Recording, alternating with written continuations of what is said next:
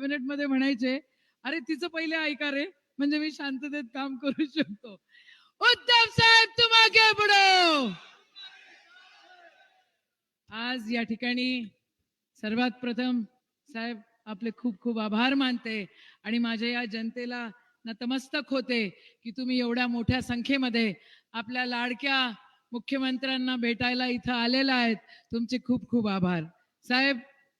हा मतदारसंघ, हा तिवसा मतदारसंघ, या ठिकाणी महाविकास आघाडीचे सगळे आदरणीय, इंडिया आघाडीचे सगळे आदरणीय या ठिकाणी उपस्थित आहेत.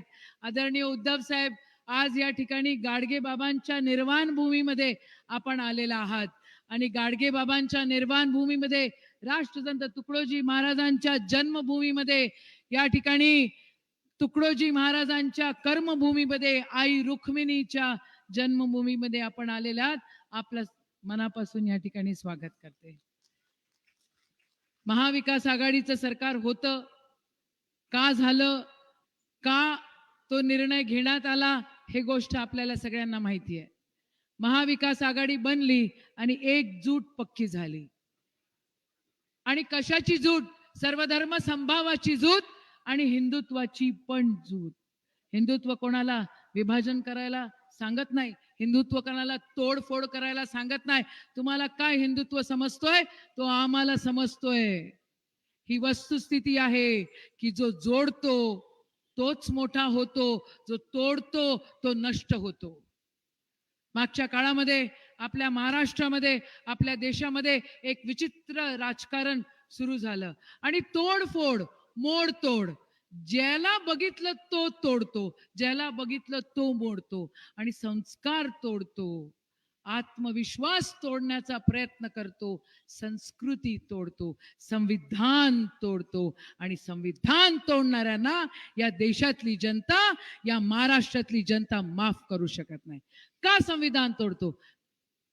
परवा फडणवीस साहेब म्हटले, राहुलजींच्या हातामध्ये म्हणे लाल संविधान.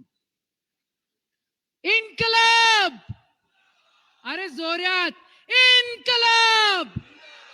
इन्कलाबचा आवाज, इन्कलाबचा रंग, बैसे काका लाल आहे की नाही आहे? हा, प्रेमाचा रंग पांढरा आहे की नाही आहे? व्यापकतेचा रंग निळा आहे की नाही आहे?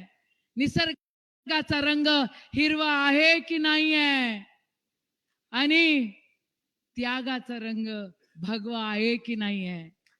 आहे ना? मग हा त्याग जेव्हा तुम्हाला समजत नाही, तुम्ही काय भगव्याचं आम्हाला शिकवाल. आज गाडगे बाबांच्या या निर्वाण भूमीमध्ये तुम्हाला सर्वांना शपथ देते की ज्यांनी ज्यांनी देशावर कलंक लावलेला आहे, ज्या ज्या लोकांनी संविधान तोडलेलं आहे, त्या लोकांना आपल्याला सबक शिकवायचा आहे. का मी म्हणते संविधान तोडलेलं आहे? दोन मोठे पक्ष, बलाढ्य, एवढी मोठी पक्ष, हिंदू हृदय सम्राट बाळासाहेबांनी निर्माण केलेला पक्ष साहेब तोडला. पक्षांतर्गत कायदा 10 शेड्यूल कचऱ्यात टाकला. सुप्रीम कोर्ट म्हणतंय अजून निकाल लागायचा आहे. अरे कधी देणार तुम्ही निकाल? Justice delayed is justice denied. Tejas दादा, तुम्ही सर्वसामान्य माणसासारखं त्या ठिकाणी बसलायत. तुम्ही पण एखाद्या गुरमट मुख्यमंत्र्याच्या गुरमट पोरासारखं इथं येऊन मिरवू शकला होतात, पण माझा उद्धव साहेब, माझ्या उद्धव साहेबांचा चिरंजीव त्या ठिकाणी सामान्य माणसांमध्ये बसतो. ही संस्कृती म्हणतात. अरे फक्त शिवसेना नाही जी, फक्त शिवसेना नाही तर राष्ट्रवादी पण तोडली आणि स्वतःच्या पाठीत खंजीर खुपसली. अरे कशा प्रकारे ज्यांनी तुम्हाला दूध डेअरीवरनं बनवलं, दूध डेअरीवरनं आवाज दिला आणि चाल विधानसभा लढ म्हटलं, त्या व्यक्तीला आदरणीय पंतप्रधान म्हणाले होते की 70,000 कोटी का घोटाला, आणि दुसऱ्या दिवशीच कागद दाखवली आणि गेली वाया. अशी कशी लेकरं वाया जातात? अशी कशी ही इतकी कशी हावरट माणसं बनतात? कसं ते विचार करत नाही? अरे जे तुम्ही करताय ना ते तुमची पोरं पण तुमच्या सोबत करतील. शब्द घ्या आज गाडगे बाबांच्या या भूमीमधनं, जे तुम्ही केलं ती तुमची लेकरं पण तुमच्या सोबत हेच करतील. अरे आई वडील असतात, आपल्याला लहानाचं मोठं करतात, जीव घालतात, चारतात. अरे तुला घाम आला का, तू थकला का, तुला पाणी पाहिजे का, या सगळ्या गोष्टी करतात. आणि त्या बाबाच्या पाठीत खंजीर तुम्ही खुपसता तर निसर्ग तुम्हाला माफ करू शकत नाही. कुठं गेला सोयाबीनचा भाव? काय भाव आहे आपल्याला? काय भाव आहे सोयाबीनला? 3200-3800. आदरणीय उद्धव साहेब मुख्यमंत्री होते, काय भाव होता सोयाबीनला? काय भाव होता? 7,000, 8,000. काय भाव होता कपाशीला? काय भाव होता कपाशीला? 10,000, 12,000 होता की नाही? कपाशीला भाव होता की नाही? हात वरती करा बघू.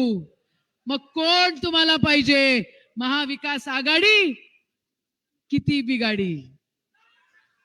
उद्धव ठाकरे जिंदाबाद.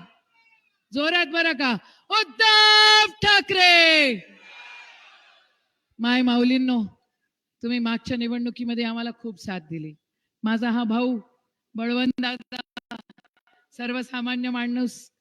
मी त्यांना विचारलं होतं, उद्धव साहेब, की बळवंत दादा आमदार होते त्यावेळेला, ते बसा तुम्ही दादा, आमदार होते, त्यांना म्हटलं आपल्या अकाउंटमध्ये पैसे किती असतात भाऊ? म्हणे 5 लाख. म्हणलो मग आता कसं करायचं? आम्ही प्रत्येकानं 1-1 रुपया जमा केला आणि सगळ्यांनी मिळून निवडणूक लढली. महाविकास आघाडीचा प्रत्येक व्यक्ती आपल्या पाठीशी होता, पण त्यांच्याजवळ धनशक्ती होती. आमची वहिनी वायफळ बोलते की नाही बोलत? दिवसभर वायफळ बोलते. आणि म्हणजे ती तिची संस्कार दाखवते बिचारी. तिने कधी चांगलेपणा बघितलेलाच नाहीये, तर ती घाणेरडच बोलणार आहे. पण आज महाविकास आघाडीने माझा एक गरीब भाऊ, स्वाभिमानी भाऊ या ठिकाणी निवडून दिला. याद राखा तुम्ही काय बोललात, याद राखा. ही जनता आहे, ती जनता है, सब जानती है. तुम्ही माझ्या भावाला बोलता, तुम्ही मला बोलता, पण तुमचे संस्कार कमिशन खोरांचे. साहेब, आज टाकरखेडा खार तळेगाव मध्ये एक शेतकऱ्यानं आत्महत्या केली हो. त्याची अग्नी अजून विझलेली नाहीये. मी तिथूनच आली या ठिकाणी. एक लहानसा मुलगा होता आणि मी म्हंटल काय झालं रे बाबा, असं का केलं यानं? म्हणे काय करणार ताई, सोयाबीनले भाव नाही, पोरीचं लग्न करायचंय. तो पोरगा माझ्यापाशी आला, डसा रडला. अख्खा महाराष्ट्र रडतोय. साहेब, तुम्हाला माय बाप हो विनंती आहे, या माझ्या शेतकऱ्याला तुम्हाला जर जपायचं असेल, या माझ्या संविधानाला तुम्हाला जर जपायचं असेल, या माझ्या सर्वधर्म संभावाला तुम्हाला जपायचं असेल, तर त्या लोकांना, तोडफोड करणाऱ्या लोकांना तुम्हाला अद्दल घडवावीच लागेल. का अद्दल घडवावी लागेल? कारण उद्या आपला महाराष्ट्र सुजलाम सुफलाम झाला पाहिजे. 22 टन कोटी किती गाठी बोलवल्या म्हणे, अजून कपाशी आली पण नाही, आता कपाशी झालेली पण नाही, अजून मार्केटमध्ये आलेली पण नाही, तर 22,000 कोटी टन त्या ठिकाणी त्यांनी बोलवलं आणि परत कपाशीचे भाव पाडले. उद्धव साहेब, आपण इथे आहात, मी जास्त बोलणं बरोबर नाहीये, पण माझी ही जनता आहे ना, खूप सेन्सिटिव्ह आहे. आपल्यासोबत असलेले प्रामाणिक लोक सगळेजण या ठिकाणी आहे. आई रुक्मिणीच्या माहेरात त्यांनी 1 रुपया दिला नाही, गाडगे बाबांना 1 रुपया दिला नाही, राष्ट्रसंतांना 1 रुपया दिला नाही, आणि आता मिरवताय. काल परवा चांदीचे नाणे सापडले, 5 कोटीचे चांदीचे, सोन्याचे नाणे सापडले, आणि मग होम मिनिस्ट्री मधनं त्यांना फोन गेला आणि ते म्हणतायत की हे सोनाराचे आहे. अरे दिवाळी संपली हरामखोरांनो, आता कसले सोनाराचे? आपली सरकार आली तर या सगळ्या गोष्टींवर आपल्याला इन्क्वायरी लावावी लागेल. कमिशन खोर आहेत हे लोक फक्त चोर आहेत, आणि चोरी म्हणजे बाप चोरणारे लोक सोना चांदी पण चोरतात, आपला अधिकाराचं पीक पण चोरतात. मग ह्या लोकांना सबक शिकवणार की नाही शिकवणार? तुमची साथ पाहिजे, तुमचा प्रतिसाद आहे, पण तो प्रतिसाद मताधिक्यांमध्ये दिसला पाहिजे. महाविकास आघाडीचे आपल्या जिल्ह्यातले सगळे उमेदवार निवडून आले पाहिजे. तुमचा आशीर्वाद पाहिजे, कारण मला आमदार, मंत्री, मुख्यमंत्री बनायचं आहे म्हणून नाही, पण मला तुमची सेवा करायची आहे. उद्धव साहेबांना साथ द्यायची आहे, राहुलजींना साथ द्यायची आहे. 3,000 रुपये प्रत्येक महिलेला मिळणार. कालची पंचसूती 3,000 रुपये मिळणार. 4,000 रुपये माझ्या युवकाला मिळणार, 3 लाखाची कर्जमाफी त्या ठिकाणी होणार, बेरोजगारांना त्या ठिकाणी नोकरी मिळणार, या सगळं आणि माझं संविधान जपल्या जाणार. म्हणून तुमचा आशीर्वाद पाठीशी राहू द्या एवढी विनंती करते. आदरणीय साहेब, तुम्हाला नतमस्तक होते की तुम्ही आलात, आम्हाला आशीर्वाद देत आहेत. आता या ठिकाणी साहेब आपल्याशी बोलतील. बोलो महाविकास आघाडीचा वारे पंजाब. जय हिंद, जय भीम, जय महाराष्ट्र. आदरणीय ताई, उद्धवजी साहेब आपल्या सगळ्यांसोबत आहे. उद्धवजी साहेब आपल्या सगळ्यांसोबत आहे.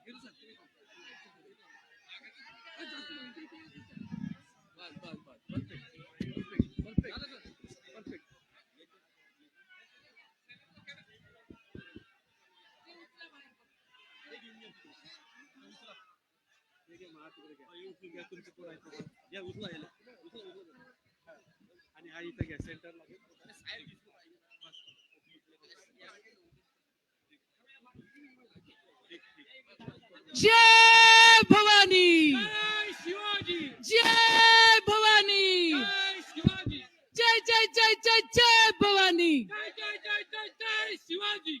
हॅलो.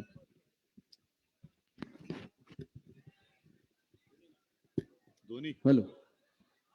तो पण येतोय. आदरणीय उद्धव साहेब आपल्यासोबत सर्वांसोबत संवाद साधणार आहे. मी या गाडगे बाबांच्या भूमीत आणि तुकडोजी बाबांच्या भूमीत त्यांना निमंत्रित करणारा साहेबांबद्दल जास्त बोलणार नाही. साहेब कुलों से प्यार के मोती लुटा के चलते हैं, सबको गले से लगा के चलते हैं. इसके बड़प्पन का अंदाजा करे भी तो करे कैसे, ये आसमां है मगर सर झुका के चलते हैं, मगर आसमां है ये सर झुका के चलते हैं. आदरणीय उद्धव साहेब.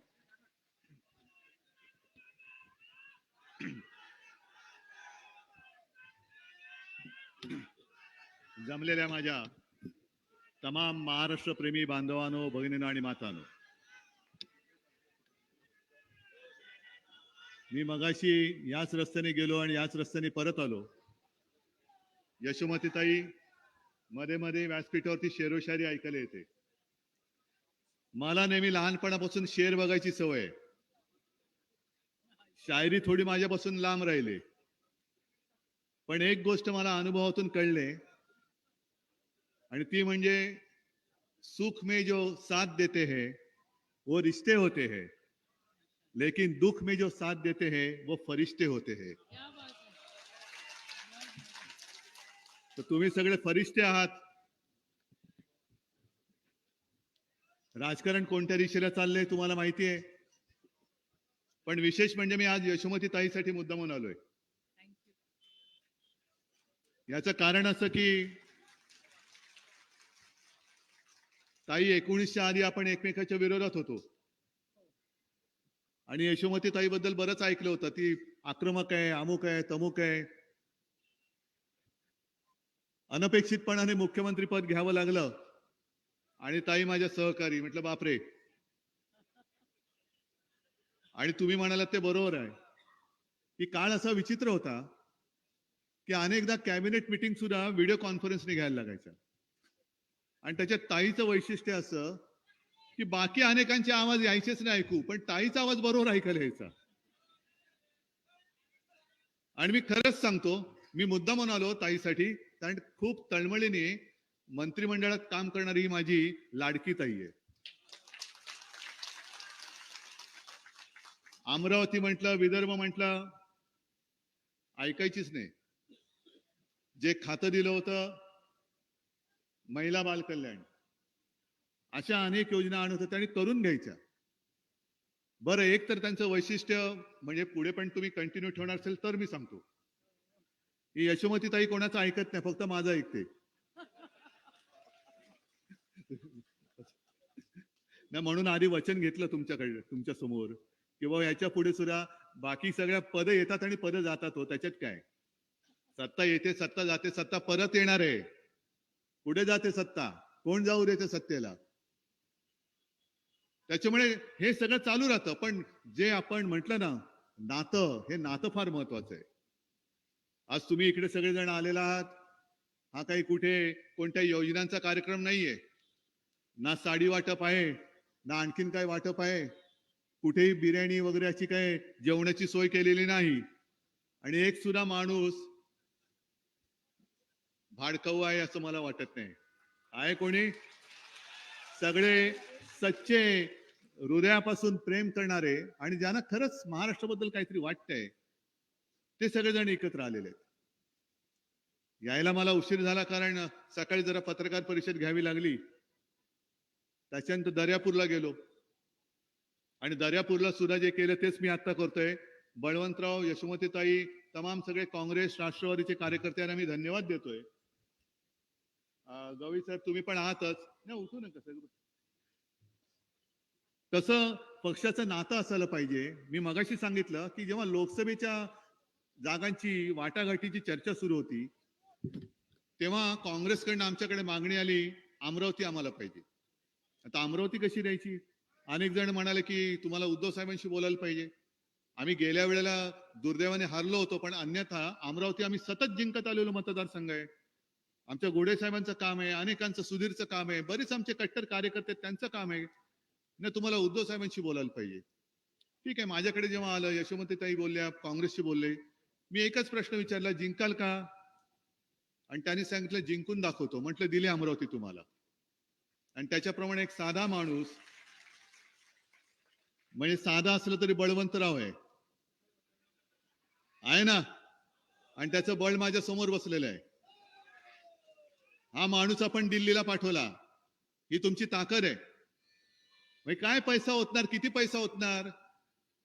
अरे पैशाने रस्त्याचा माल विकला घेऊ शकतो, पण ही माणसं नाही विकली जात. माणसं नाही विकली जाऊ शकत तुम्ही. आणि आता मग मी ज्या वेळेला विधानसभेच्या वाटाघाटीच्या वेळेला सांगितलं की मला दर्यापूर पाहिजे, आणि ताई आणि बळवंतरावांनी सांगितलं की दर्यापूर नुसती नाही, तुम्हाला जिंकून देतो. त्याच्यामुळे हा जो काही आता आपला एकोपा झालेला आहे, हाच त्यांच्या डोळ्यामध्ये खुपतोय. बळवंतराव तुम्ही चिडून बोललात काल, कोणतरी काहीतरी आपल्या ताईला बोललं, दुर्लक्ष करा, दुर्लक्ष करा. असे अनेक जण बोलत असतात. जर आपण गेलो तर अनेक जण असे बोलत असतात, फिरत असतात. बोलू द्या, लक्ष देऊ नका, कारण ही भूमी पवित्र भूमी आहे.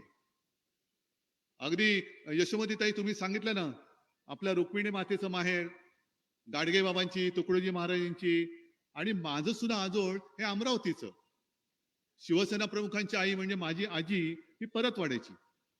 त्याच्यामुळे ही जी भूमी आहे, ह्या मातीवरती संस्कार आहेत, इथे मातेचे संस्कार आहेत. ज्यांना संस्कार झालेले नाहीत ते काय बोलतील, त्यांच्यामुळे त्यांच्यासाठी आपण आपले संस्कार सोडू नका. त्यांना बोलायचं ते बोलू द्या, तुम्ही दुर्लक्ष करा. जनता जनार्दन बघून येईल त्यांना काय करायचं ते. आणि ते पाहिलं म्हणूनच गेल्या वेळेला तुम्हाला त्यांनी जिंकून दिलेलं आहे. त्याच्यामुळे तुम्ही आता त्यांच्या नादीच लागू नका. त्यांना दुसरं काय येते?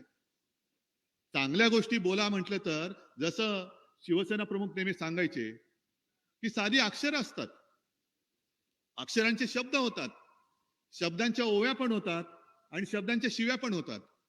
आपण ठरवायचं आपण काय घ्यायचं. आम्ही ओव्या घेणारी माणसं आहोत, पण याचा अर्थ शिव्या प्रत्येक वेळेला द्याल तर इंगा दाखवणार नाही असं नाही, पण ती वेळ आमच्यावरती आणू नका. एवढंच मला त्यांना हात जोडून मला विनंती करायची.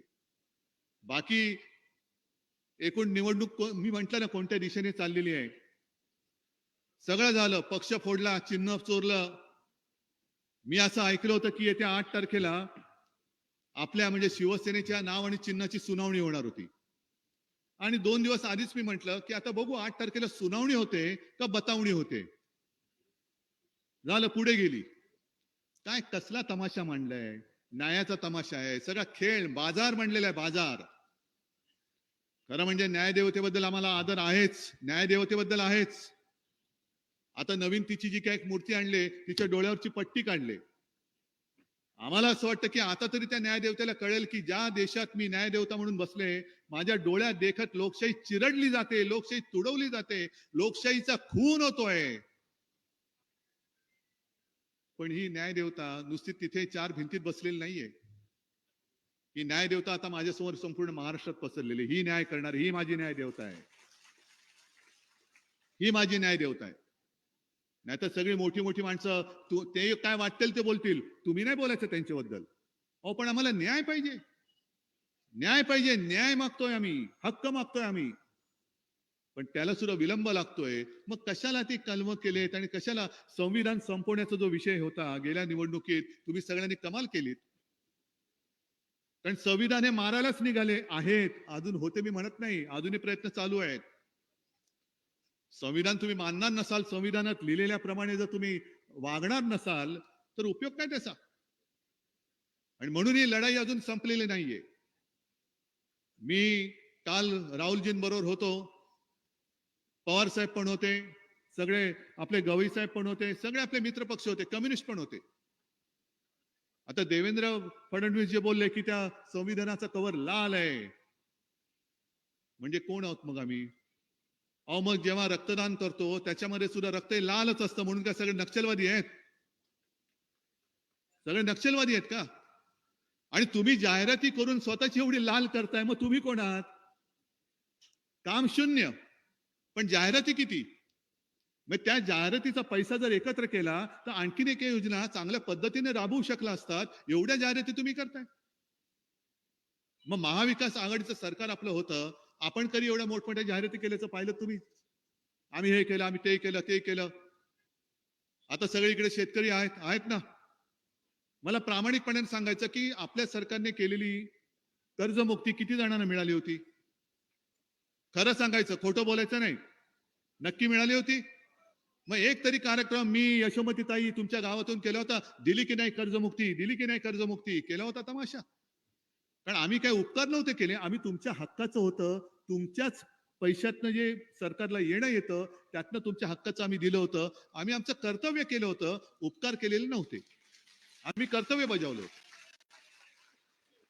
अगदी करोना काळामध्ये सुद्धा यशोमतीताई तुम्हीच सांगितलं होतं आणि आपण ती योजना केली की करोनामुळे ज्या मुलांचं बालकांचं ज्यांना पालकत्व गमावलंय त्यांची जबाबदारी आपण घेतली होती.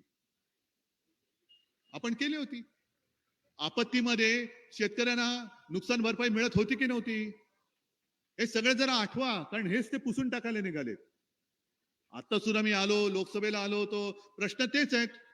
सोयाबीनला भाव नाही, कापसाला भाव नाही, ह्याला भाव नाही, डाळीला भाव नाही, भाव पडलेत. आणि या तीन भावांना बरे भाव द्यायचे आपण. हे नुसते भाव खाऊ लोक, जाऊ तिथे खाऊ. कशाला द्यायची आहे ना मतं? सोयाबीनला सुद्धा आपल्या काळामध्ये जे भाव दिला होता 10,000 रुपये 12,000 रुपये वगैरे जो होता, आता तुम्हाला तेवढाच मिळतोय का? मगाच्या सभेत मी विचारला प्रश्न, मला म्हणाले आता जेमतेम 3,000 मिळतोय. कापूस खरेदी होते, कारण सांगितलं तर कापूस ओला आहे. डाळीचे भाव पडलेत. सोयाबीनचं तेलाची आयात होते, डाळीची आयात होते. मग माझ्या शेतकऱ्याने जायचं कुठे? बरं, हे झालं शेतमालाचं. शेतीचा खर्च जो आहे तो कमी होतोय का? प्रत्येक अवजारावरती जीएसटी आहे, खतावरती जीएसटी, कीटकनाशकावरती जीएसटी, ट्रॅक्टरवरती जीएसटी, सगळ्यांवरती जीएसटी. म्हणजे एका बाजूने महागाई वाढते पण हातात मध्ये काय मिळत नाहीये. म्हणजे मला आता हे 3-4 महिन्यापूर्वीच आपली जी लोकसभेची निवडणूक झाली तेव्हाही मी फिरत होतो आणि तेव्हा शेतकऱ्यांनी मला सांगितलेलं, आता कल्पना नाही मला, पण त्यांनी सांगितलं की उद्धवजी आम्हाला साधारणतः 1 लाखभर रुपयांचं खत हे वर्षाला लागतं. तो शेतकरी कोणती शेती करत होता, किती एकर शेती होती मला नाही माहित, पण तो असाच गर्दीत भेटला आणि मला बोलत होता. म्हटलं मग अहो 1 लाखाच्या खतावरती जर का 18% जीएसटी असेल, नंतर त्यांनी कदाचित कमी केली असेल, म्हणजे किती गेले? 1 लाखातनं 18,000 हे आधीच काढून घेतले आणि वर्षातनं आम्हाला म्हणे प्रधानमंत्री काय सन्मान योजना म्हणून 12,000 देणार, 6,000 रुपये नाही 6,000 देणार ना, 6,000 देणार, म्हणजे 12,000 आधीच त्यांच्या खिशामध्ये. मग त्यातलेच काढणार आणि 1,500 लाडकी बहीण म्हणून देणार. काल राहुलजींनी जो एक हिशोब मांडला की आपल्याला माहिती नाहीये आपण जे काही आयुष्य जगतो आहोत आपल्याकडनं कसे आपला खिसा कापतायत, कुठेही गेला आणि काही घेतलं का जीएसटी येतो. आणि मग राहुलजीने एक हिशोब मांडला की ह्या सगळ्या गोष्टी जर का आपण व्यवस्थितपणाने एका कुटुंबियानी म्हणून विचार केला तर वर्षाकाठी प्रत्येक कुटुंबाकडनं साधारणतः 90,000 रुपये हे जीएसटीच्या पोटी सरकार खातं आपलं. 90,000 रुपये. मग कमवणार कसं, जगणार कसं, मुलांचं शिक्षण होणार कसं? आणि म्हणून आपण जे काही ठरवलेलं आहे, एक तर मुलींना शिक्षण मोफत दिले जाते, चांगली गोष्ट आहे.